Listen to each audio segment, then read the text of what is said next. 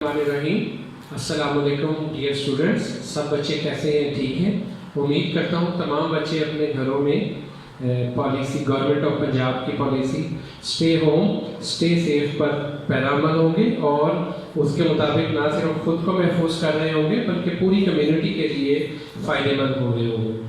तो बच्चों, हम जो है वो एक नए प्लेटफॉर्म की तरफ मूव किया है यूनिवर्सिटी ने, जिसमें ऑनलाइन क्लासेस जो है वो हमारी चल रही थी और हम सब गूगल क्लासरूम पर, व्हाट्सएप ग्रुप पर और जूम पर मुख्तलिफ तरीक़ों से मैं आपको लेक्चर डिलीवर कर रहा था।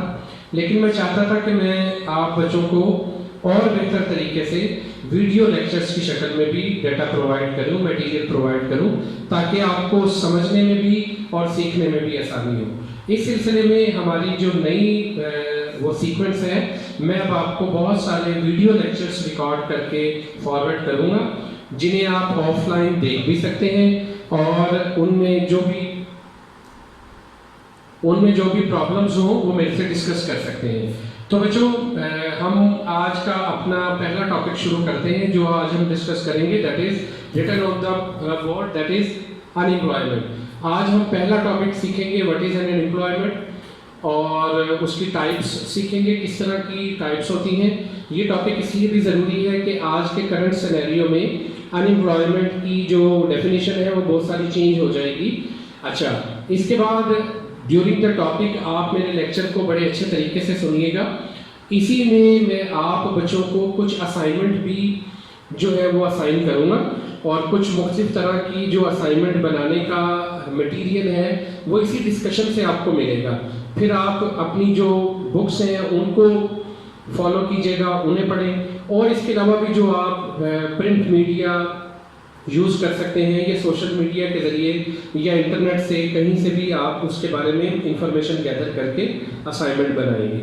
सबसे इम्पॉर्टेंट बात बच्चों, इस टॉपिक को शुरू करने से पहले आप तमाम बच्चे कोशिश करें कि जब ऑनलाइन टॉपिक को सुने तो किसी ऐसी जगह पर बैठकर सुने जहां बहुत ज़्यादा डिस्टर्बेंस ना हो और आपकी other activities like mobile using, chatting और इन चीज़ों को कम से कम करें। और उससे भी ज़्यादा ज़रूरी चीज़, you should have a ball point and a notebook so that you may write important points on your notebooks and you may write different question that you may arise in your mind. तो बच्चों, इसके बाद हम एक और चीज़ जो ज़रूरी है वो ये कि बेटो, अगर कोई चीज़, कोई टॉपिक या कोई ऐसी स्टेटमेंट आती है जो आपको समझ नहीं आती और वो मैं एक्सप्लेन करने से कासिर हो गया या रह गया, तो आप वो मेरे से उसके बाद भी पूछ सकते हैं। You have WhatsApp group, you have online other chat groups, इन तमाम में आप मेरे से इस टॉपिक से रिलेटेड कोई भी क्वेरी हो तो आप बेफिक्र होकर मुझे पूछ सकते हैं। You may text me an audio message, I will answer you इंशाल्लाह। तो इस हवाले से हम अपना टॉपिक शुरू करते हैं क्योंकि टाइम की शॉर्टेज है और हम कम से कम टाइम में ज़्यादा से ज़्यादा टॉपिक जो है वो कवर करना चाहते हैं। और इन टॉपिक्स को पढ़ते हुए बच्चों आप अपने एग्जाम्स की तैयारी भी करेंगे। इसके अलावा इन टॉपिक्स को एज ए जनरल टॉपिक भी लें, इनके बगैर आप इकोनॉमिक्स की किसी किस्म की कोई आर्गूमेंट नहीं दे सकते। इसमें देखिए, अनएम्प्लॉयमेंट का जो टॉपिक है, अनएम्प्लॉयमेंट आम जिंदगी में अनएम्प्लॉयमेंट से हम मतलब लेते हैं बेरोजगारी, कि जब किसी को नौकरी ना मिले तो उसे हम अनएम्प्लॉयमेंट का नाम देते हैं। लेकिन बच्चों, टेक्निकली स्पीकिंग अनएम्प्लॉयमेंट की बहुत सारी जो डेफिनेशन है वो हम गलत मानों में लेते हैं। फॉर एग्जाम्पल, एक स्टूडेंट को लगता है कि मैं बेरोजगार हूँ जबकि वो एक स्टूडेंट है। इसी तरह बहुत सारे ऐसे लोग हैं जो अपने आप को बेरोजगार कंसिडर करते हैं लेकिन एक्चुअली वो अनएम्प्लॉयमेंट की डेफिनेशन में नहीं आते। बिल्कुल इसी तरह बच्चों, कुछ ऐसे लोग हैं जो जॉब कर रहे हैं, नौकरी कर रहे हैं, अर्निंग कुछ ना कुछ इकोनॉमिक एक्टिविटी में इन्वॉल्व है, लेकिन एक्चुअली वो बेरोजगारी की, अनएम्प्लॉयमेंट की लिस्ट में कहीं ना कहीं ज़रूर फॉल करते हैं। तो आज का मेरा टॉपिक आप बच्चों को बहुत सी जनरल लर्निंग भी देगा कि अनएम्प्लॉयमेंट एक्चुअली कहते किसको है, अनएम्प्लॉयमेंट रेट इंडिया में क्या है, अनएम्प्लॉयमेंट रेट पाकिस्तान में क्या है, कहाँ पर बेरोजगारी ज़्यादा है, आपको एक ओवरव्यू भी मिलेगा। फिर इसके बाद आपको अनएम्प्लॉयमेंट की मुख्तलिफ कैटेगरीज का पता चलेगा, कॉजेज देखेंगे, इफेक्ट्स देखेंगे अनएम्प्लॉयमेंट की इकोनॉमी पर क्या होते हैं। तो हम टॉपिक शुरू करते हैं। इसके अलावा हम अनएम्प्लॉयमेंट को मेजर करने का फॉर्मूला भी डिस्कस करेंगे इंशाल्लाह। तो इस छोटे से लेक्चर में, छोटी सी वीडियो में मैं बहुत सारी आपकी जो अनएम्प्लॉयमेंट से रिलेटेड, इस टॉपिक से रिलेटेड इंफॉर्मेशन है, आई विल शेयर यू इंशाल्लाह। तो देखिए बच्चों, अनएम्प्लॉयमेंट में a situation in which the person is capable of working, most important thing, capable of working, he wishes to work, वो काम करना चाहता है, both physically and mentally at the existing wage rate, but does not get a job to work. It means कोई शख्स है, वो काम करना चाहता है, वो काम करने का कैपेबल भी है, उसमें फिजिकली और मेंटली ये कैपेबिलिटी है और वो गिवन वेज रेट पर काम करना चाहता है, फिर भी उसको जॉब नहीं मिलती, तो हम बच्चों इसे अनएम्प्लॉयमेंट का नाम देते हैं, बेरोजगारी का नाम देते हैं। बेरोजगारी की, अनएम्प्लॉयमेंट की डिफरेंट टाइप्स को डिस्कस करने से पहले बच्चों, पाकिस्तान में 2018 इकोनॉमिक सर्वे के मुताबिक 5.9% जो है वो बेरोजगारी प्रिवेल कर रही थी। इसको मेजर करने का फार्मूला हम ड्यूरिंग द सेशन जो है वो यहाँ पर लिखेंगे, उसको मेजर करेंगे। लेकिन बच्चों, अगर हम ये देखें कि 5.8% या 5.9% बेरोजगारी की रेट आया है, तो ये जो सर्वे है, इस इकोनॉमिक सर्वे के पास अगर तो करेक्ट डाटा जब इन्हें मिलता है, तो फिर तो हम इस चीज़ को एक्नॉलेज कर सकते हैं कि ये इनकी वैल्यूज ठीक हैं। उस सिलसिले में जब लोगों से ये डाटा गैदर करते हैं, तो बहुत सारे लोग अपनी एक्यूरेट इंफॉर्मेशन इन सर्वेयर्स को, डाटा प्रोवाइडर्स को नहीं देते, तो इस वजह से इन वैल्यूज में may be a bit very change आ सकता है, लेकिन फिर भी ये एक एवरेज वैल्यू है 5.9% 2017 एंड 18 इकोनॉमिक सर्वे के मुताबिक पाकिस्तान में 5.8 to 9% अनएम्प्लॉयमेंट जो है वो प्रिवेल कर रही थी। तो बच्चों, इसी तरह अगर हम देखते हैं अनएम्प्लॉयमेंट रेट इन इंडिया, तो देखें वो रूरल और अर्बन सेक्टर में इंडिया में 5.3% से 7.8% तक जो है वो प्रिवेल कर रहा है। तो अगर पाकिस्तान का आप डेटा देखते हैं, तो हमें लगता है कि पाकिस्तान में बेरोजगारी उस हवाले से कम है। लेकिन बच्चों, ये डिपेंड करता है कि डेटे को कलेक्ट कैसे किया गया है, किस तरह की कैटेगरी है अनएम्प्लॉयमेंट की। इसलिए ये जो जनरल फिगर्स हैं, ये आप याद तो रख सकते हैं, लेकिन इन पर रिलाई नहीं कर सकते। इनमें कुछ वैल्यूज में चेंजिंग्स आती हैं, जो यहाँ डिस्कस अभी हम करेंगे इसके साथ साथ। अच्छा बच्चों, इसमें हम जब डिस्कस करते हैं, तो आप बच्चों ने जो करना है, बिल्कुल इसी तरह nature of unemployment in India की जगह हम इसको कर लेंगे पाकिस्तान। अनएम्प्लॉयमेंट की जो टाइप्स हैं, और ये टाइप्स तो बीइंग डेवलपिंग इकोनॉमी पूरी दुनिया में बिल्कुल एक जैसी है। आप इन इंडिया की स्टडी कर सकते हैं, आप पाकिस्तान की स्टडी कर सकते हैं। तो देखिए, अर्बन पॉइंट ऑफ व्यू से कुछ एजुकेटेड अनएम्प्लॉयमेंट है, कुछ टेक्नोलॉजिकल अनएम्प्लॉयमेंट है, फ्रिक्शनल अनएम्प्लॉयमेंट है, अंडर अनएम्प्लॉयमेंट है, ये अंडर एम्प्लॉयमेंट है। उसके बाद रूरल सेक्टर के हवाले से ये बहुत इंपॉर्टेंट है। इसमें जो नंबर 1 है, वो बड़ी इंपॉर्टेंट जो डिस्कशन है, this is known as disguised unemployment. This is an important topic to study seasonal unemployment. Rural sector की एक बहुत बड़ी प्रॉब्लम है कि वहाँ पर, तो देखिए, मैंने इंडिया की एग्जांपल इसीलिए ली, ये टॉपिक मैंने इसलिए लिया कि पाकिस्तान और इंडिया का जो कॉन्सिक्वेंसेस हैं, जो हालात हैं, वो रूरल और अर्बन तकरीबन एक जैसे हैं। आपको पता है, स्टेट भी सेम थी, एज ए जो है वो एक ही स्टेट के अंदर काम था, उसी की सेपरेशन हुई। क्लाइमेटल जो कंडीशन है वो भी वैसी ही है, लोगों की फिजिकल और मेंटल कंडीशन भी, हेल्थ भी वैसी है, एनवायरमेंटल भी चेंजेस तकरीबन वैसी ही हैं। और इसी तरह एक है कैजुअल अनएम्प्लॉयमेंट, ये भी रूरल सेक्टर में बेरोजगारी की एक टाइप है। और इसी तरह क्रॉनिक अनएम्प्लॉयमेंट भी रूरल सेक्टर की एक कैटेगरी है, जिसे अब आप बच्चे सीखेंगे। और इसे सब सीखने के बाद फिर आप कि जो पहला टास्क होगा वो ये होगा कि आपको जज करना है कि पाकिस्तान में किस किस जगहों पर किस किस कैटेगरी की आपने उन एरियाज को डिफाइन करना है, किन इलाकों में आपके ख्याल से ये अर्बन अनएम्प्लॉयमेंट कंसिडर हो सकती है या रूरल अनएम्प्लॉयमेंट हो सकती है, और कौन लोग बेरोजगारी की लिस्ट में आते हैं और कौन लोग बेरोजगारी की लिस्ट में नहीं आते। तो बच्चों, हम इनको डिस्कस करते हैं, इनको स्टडी करते हैं। तो देखिए, सबसे पहला, और इसमें हम एक और चीज़ देखते हैं जो हमारे पास आई है, नोन एज स्ट्रक्चरल अनएम्प्लॉयमेंट। जो पहली टाइप हम इसमें देख रहे हैं वो है structural unemployment. What is structural unemployment? This unemployment arises due to drastic changes in the economic structure of a country. देखिए बच्चों, स्ट्रक्चरल अनएम्प्लॉयमेंट की जब हम डिस्कशन कर रहे हैं, it is caused bye massive mismatch of skills and geographical location. जब economy में पूरी की पूरी स्ट्रक्चर में चेंज आ जाए, लाइक आप इसको टेक्नोलॉजिकल अनएम्प्लॉयमेंट भी कह सकते हैं। टाइपराइटर से लोग मूव कहाँ कर गए? कंप्यूटर की तरफ। लोग पुराने जो मेथोडोलॉजी थी, पोस्ट ऑफिस डाक का निज़ाम, वो मूव कर गया ईमेल पर, वो मूव कर गया कोरियर सर्विस पर। तो जो ये स्ट्रक्चरल चेंजेस आई सोसाइटी में, जिसकी वजह से नई टेक्नोलॉजी इंट्रोड्यूस हुई और पुरानी चीज़ें खत्म हुई, तो उसकी वजह से जो लोग बेरोजगार होते हैं उसे हम स्ट्रक्चरल अनएम्प्लॉयमेंट का नाम देते हैं। लोगों की स्किल चेंज हो गई। बहुत सारे लोगों को हाथों से काम करना आता था, लेकिन हाथों से काम करने में बहुत ज़्यादा जो है वो टाइम टेकिंग है, और कॉस्ट बचाने के चक्कर में आपकी जो प्रोडक्शन है उसकी सप्लाई शॉर्ट होती है। लेकिन जब मशीन्स आई तो वो जो लोग स्किल्ड थे, जो हाथों से काम करना जानते थे लेकिन मशीनों का इस्तेमाल नहीं जानते थे, वो ऑटोमेटिकली बेरोजगार हो गए, जिसे हम स्ट्रक्चरल अनएम्प्लॉयमेंट का नाम देते हैं। जी नेक्स्ट देखिए बच्चों, उसमें है occupational immobility, geographical immobility, technological change.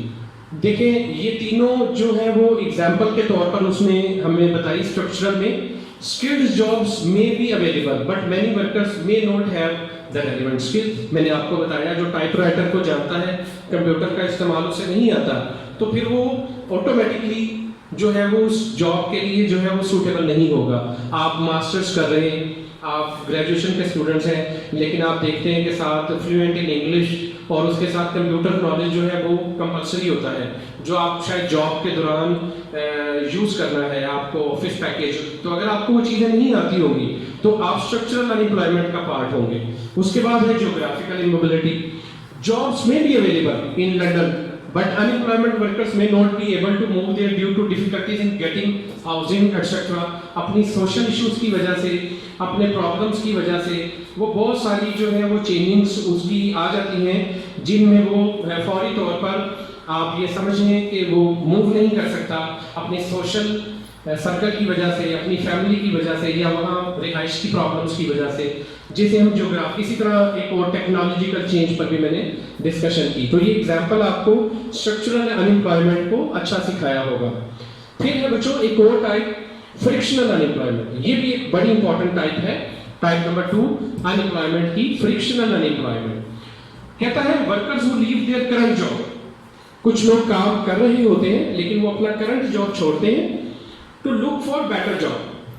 This is look for better job than the existing one until they are temporarily unemployed for getting new job. जब तक उन्हें नई जॉब नहीं मिलती तब तक वो फ्रिक्शनल अनएम्प्लॉयमेंट का हिस्सा है। और वो फ्रिक्शनल अनएम्प्लॉयमेंट कहते हैं कि मैं एक जॉब छोड़कर दूसरी जॉब के लिए मूव करता हूँ। तो उसके हवाले से देखें, it is caused by shortage of job, lack of correct and timely information, workers dissatisfaction with work conditions. मुझे मालूम नहीं है कि मेरे काम की जॉब कहाँ पर है, मुझे इन्फॉर्मेशन नहीं है। तो जब तक मुझे नई जॉब नहीं मिलेगी, I will be the part of frictional unemployment. इससे आगे चलते हैं बच्चों और देखें स्ट्रक्चरल अनएम्प्लॉयमेंट और फ्रिक्शनल अनएम्प्लॉयमेंट की भी इसी तरह मैंने कुछ ये एग्जांपल्स हैं जो कोट की हैं, वो देखिएगा जरा, आप इसको चेक करें। उसके बाद बड़ी इंपॉर्टेंट है साइक्लिकल अनएम्प्लॉयमेंट।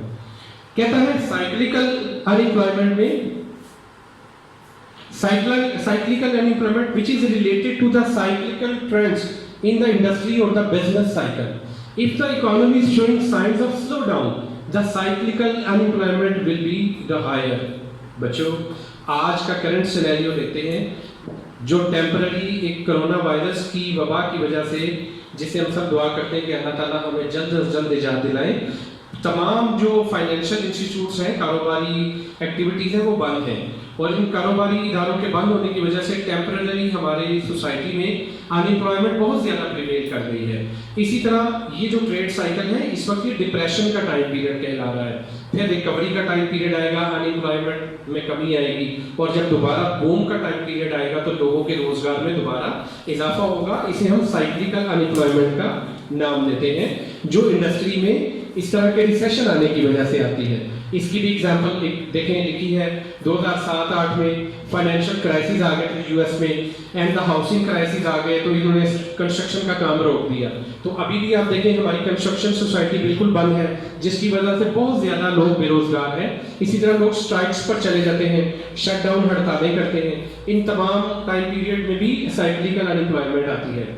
इसके बाद बच्चों, ये मैंने पहले भी आपको डिस्कस की, टेक्नोलॉजिकल अनएम्प्लॉयमेंट, वही दोबारा एग्जांपल है कि when the people are unable to get jobs due to the change in technology, like we have moved from typewriter to computer, we have moved from simple communication to email communication and computer applications, softwares.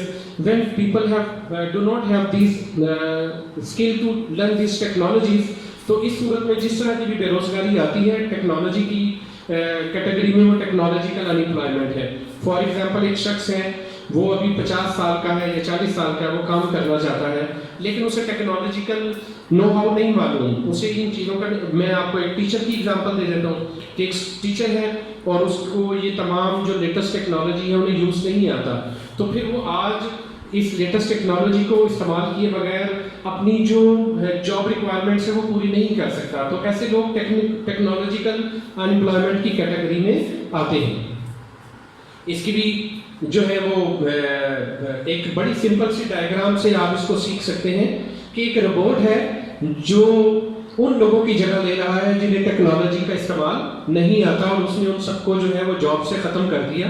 तो आज का दौर students है ही technology का, तो जब तक आप टेक्नोलॉजी नहीं सीखेंगे, ये आपकी अपनी जो है वो फ्यूचर डायग्राम है जो आपको बता रही है कि आपके साथ भी ये हो सकता है।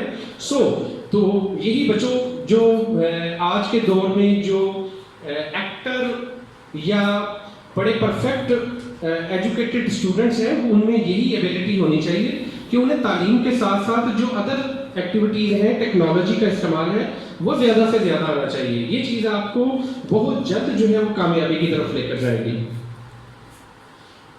बच्चों, हमने रूरल अनएम्प्लॉयमेंट में ये वर्ड पढ़ा था, disguised unemployment, the people who think that they are actually working but actually not. मैं I repeat it again, the people who think that they are actually working, they are working but actually not. ऐसे लोग जिन्हें लगता है कि मैं काम कर रहा हूँ लेकिन वो बेरोजगार होते हैं। तो ये कौन सी टाइप है? अगर सोचें कि जो लोग काम भी कर रहे हैं, सुबह उठते हैं, नौकरी पर भी जाते हैं, काम भी पूरा दिन करते हैं, थक के घर आते हैं, लेकिन फिर भी they are considered as disguised unemployment. तो बच्चों, इसकी एग्जांपल उसमें जब हमने स्टार्ट में टॉपिक पढ़ा था तो ये रूरल सेक्टर की है, और उसकी सिंपल सी एग्जांपल आप भी सोचें, मैं आपको देता हूँ, और वो है कि एक ही पीस ऑफ लैंड है और उस पीस ऑफ लैंड पर एक फार्मर है, उसके 2 बच्चे हैं, 2 भाई हैं, भतीजे हैं, उसकी बीवी है, सब मिलकर काम कर रहे हैं। और अगर उनमें से 1-2 लोगों को सर्कल से निकाल दिया जाए तो भी प्रोडक्शन पर कोई फर्क नहीं पड़ेगा, और अगर प्रोडक्शन पर फर्क नहीं पड़ेगा लेकिन उन लोगों को लग रहा है वो सब मिलकर काम कर रहे हैं, तो अगर उन्हें उस एग्रीकल्चर की इंडस्ट्री से निकाल कर कहीं और भी मूव कर दिया जाए तो प्रोडक्शन पर, टोटल आउटपुट पर फर्क नहीं पड़ेगा। इसे हम डिसगाइज्ड अनएम्प्लॉयमेंट कहते हैं, यानी लोगों को लगता है कि वो काम कर रहे हैं लेकिन एक्चुअली नो। देखें, इसकी एग्जांपल में जो मैंने डिस्कस किया, कहता है more people are work than what they actually required. Land की, पीस ऑफ लैंड की एग्जांपल दी मैंने। If some workers are withdrawn from jobs, it does not affect the production. So, some workers have zero marginal productivity. Their removal will not affect the total output. यानी अगर labour की वो unit बढ़ाने से भी उसकी प्रोडक्टिविटी पर कोई फर्क नहीं पड़ा, तो ऐसे लोग जो नौकरी पर हैं वो डिसगाइज्ड अनएम्प्लॉयमेंट में आते हैं। तो बच्चों, कोई भी महकमा जो है वो उसको क्रिटिसाइज तो नहीं किया जा सकता, लेकिन ये है कि हम देखते हैं कि गवर्नमेंट सेक्टर में बहुत से ऐसे भी महकमे होते हैं जहां डिसगाइज्ड अनएम्प्लॉयमेंट बहुत ज़्यादा है, यानी वहां उनकी रिक्वायरमेंट से ज़्यादा लोग काम कर रहे होते हैं, जिसका नतीजा ये निकलता है, जिसका रिजल्ट ये निकलता है कि अगर उन्हें उस फील्ड में से निकाल भी दिया जाए तो टोटल आउटपुट पर फर्क नहीं पड़ेगा, लेकिन कॉस्ट ऑफ प्रोडक्शन कम होगी और वो जो सेक्टर्स हैं वो लॉस से निकलकर प्रॉफिट की तरफ आ सकते हैं। जबकि प्राइवेट सेक्टर में डिसगाइज्ड अनएम्प्लॉयमेंट बहुत कम पाई जाती है। तो बच्चों, ये डिसगाइज्ड अनएम्प्लॉयमेंट के बाद ये देखें डिसगाइज्ड अनएम्प्लॉयमेंट की एग्जांपल कि 2 बैल काम कर रहे हैं और उसके साथ 5 लोग उसको हल के साथ काम कर रहे हैं, जबकि टोटल प्रोडक्शन पर अगर एक भी लेबर मौजूद हो तो हम ये प्रोडक्शन सेम ले सकते हैं। इनको डाइजेस्ट करने का तरीका भी है, एग्री रिलेटेड इंडस्ट्रीज में ये लोग काम कर सकते हैं। फाइनल प्रोडक्शन की इंडस्ट्रीज में इनकी टेक्निक को यूज किया जा सकता है, तो इस अनएम्प्लॉयमेंट को बड़ी आसानी से खत्म किया जा सकता है।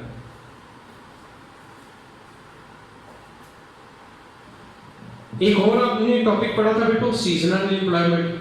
मौसम से आप समझ रहे हैं, आप इसमें देख लिया होगा कि जब तो एग्रीकल्चर में की एग्जांपल मैंने लिखी है कि एग्रीकल्चर में हार्वेस्टिंग का टाइम होता है, उस वक्त तो सब लोग काम कर रहे होते हैं, लेकिन जैसे ही ये गन्नों की कटाई या अपनी फसल की कटाई के बाद फ्री होते हैं, तो जब तक दोबारा नई फसल नहीं उगती या दोबारा फसल तैयार नहीं होती, तब तक वो बेरोजगार हो जाते हैं और वो फिर शहरों की तरफ मूव करते हैं और मुख्तलिफ तरह के काम करते हैं। तो वो लोग जो गांव से शहरों की तरफ इसलिए मूव करते हैं कि अब उनके गांव में उनके पास कटाई का या कोई ऐसा काम नहीं है, ये सब लोग सीजनल अनएम्प्लॉयमेंट की कैटेगरी में आते हैं। तो बच्चों, मैं उम्मीद करता हूँ कि आप बच्चों को ये अनएम्प्लॉयमेंट के हवाले से मेरी ये डायग्राम्स और ये जो नोट्स हैं, ये बहुत कुछ सिखा रहे होंगे कि जब मौसम है फसल का, ऑरेंजेस का, लाइक कोई भी एग्जांपल हो, तो उस वक्त तो ये लोग काम कर रहे हैं, लेकिन जैसे ही मौसम आउट होगा ये लोग बेरोजगार हो जाएंगे। आप अपने आसपास प्रैक्टिकल में देखें, गर्मियों के मौसम में एसी, एयर कंडीशन का, इलेक्ट्रॉनिक्स का काम करने वाले लोग, ये सब लोग जो हैं वो उस सीजन में बहुत ज़्यादा एम्प्लॉयड होते हैं, लेकिन जैसे ही सर्दियों का मौसम आता है, they have to look for new job. उनके पास जो है अपनी ब्रेड एंड सोल कमाने का कोई सोर्स नज़र नहीं आ रहा होता। तो बच्चों, एक और हमने पढ़ी थी कैजुअल अनएम्प्लॉयमेंट। कहता है कैजुअल अनएम्प्लॉयमेंट भी बड़ी जो है वो एक इंपॉर्टेंट अनएम्प्लॉयमेंट की टाइप है। Workers are employed on a day to day basis, it may occur due to short term contracts, demand of the products, season. यानी इसमें क्या होता है कि वर्कर को डेली के तौर पर बताया जाता है, जिस तरह हम कंस्ट्रक्शन करवाते हैं, भाई आप कल आ जाना, 2 दिन के लिए आ जाना, फिर वो दोबारा बेरोजगार हो जाता है। तो ऐसी बेरोजगारी जो कुछ दिनों तक चलती है, दोबारा रोजगार में शिफ्ट हो जाती है, दोबारा बेरोजगारी में शिफ्ट हो जाती है, इसको हम कैजुअल अनएम्प्लॉयमेंट का नाम देते हैं। उसके बाद बच्चों देखें कंस्ट्रक्शन सेक्टर, और ये मैंने कुछ एग्जांपल दी इसमें। उसके बाद है इंडस्ट्रियल अनएम्प्लॉयमेंट। इंडस्ट्रियल अनएम्प्लॉयमेंट की जो डेफिनेशन है वो मैं आपको देखें लिखी, persons who are willing and able to work in factories in urban areas but can not find work fall in this category due to skill, knowledge, working environment और corporate culture are the reason for industrial unemployment. Industry की अपनी requirement है, technology की जरूरत है, तो basically ये technological type की ही एक कैटेगरी है, जिसमें इंडस्ट्रियल अनएम्प्लॉयमेंट इसलिए आती है कि आपको बड़ी मशीनें नहीं चलाना आती, आपको स्किल नहीं आता जो इंडस्ट्री की रिक्वायरमेंट है, तो आप लोग उसमें बेरोजगारी की कैटेगरी में आते हैं। तो देखिए बच्चों, जिन लोगों को ये स्किल आता है वो काम कर रहे हैं, ये है एक इंडस्ट्रियल अनएम्प्लॉयमेंट की कैटेगरी। फिर है बच्चों अंडर अनएम्प्लॉयमेंट। अंडर एम्प्लॉयमेंट से मुराद ये है कि आप अपनी कैपेसिटी से, अपनी जो एफिशिएंसी है उससे कम काम कर रहे हैं, उससे कम आपसे जो है skill workers in low paying jobs में आ जाते हैं। मिसाल के तौर पर कुछ लोग कॉमर्स में मास्टर्स करते हैं, एमकॉम करते हैं, मैनेजर की बजाय क्लरिकल अकाउंट्स की जॉब पर लग जाते हैं, तो ये सब अंडर एम्प्लॉयमेंट है। अंडर एम्प्लॉयड से मुराद ये है कि आप अपनी डिजायर्ड लेवल से कम सतह पर आकर काम कर रहे हैं। Part time workers preferring full time hours, तो इसको अंडर एम्प्लॉयमेंट बोलते हैं, जो अपनी कैपेसिटी से बिलो काम आए। वो देखें, इसकी भी एग्जांपल आपको समझ आई होगी। I have a PhD in economics, और देखें वेटर का या वेटरस का जो है वो जॉब कर रहा है। तो इस तरह बच्चों मैंने आपको अनएम्प्लॉयमेंट से रिलेटेड कुछ टाइप्स करवाई। अब मैं आपको जो है इसके हवाले से कुछ असाइनमेंट जो है वो नॉमिनेट करता हूँ इसी लेक्चर में, तो आप अपनी note down on your notebook. आपने सबसे पहले जो है वो 3 शॉर्ट क्वेश्चंस जो हैं वो तैयार करने हैं, जो मैं आपको यहाँ पर लिख के दे रहा हूँ। Number 1, unemployment rates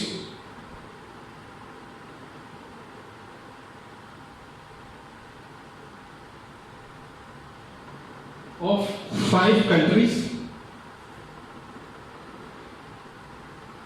5 causes of unemployment, 5 effects of unemployment.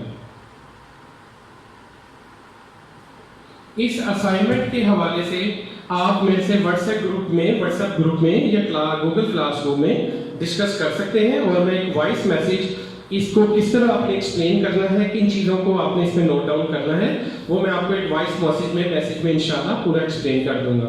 Until मेरी तरफ से स्टे होम, स्टे सेफ, और तमाम जो स्टूडेंट्स हैं उन सबको मेरी तरफ से अल्लाह हाफिज़।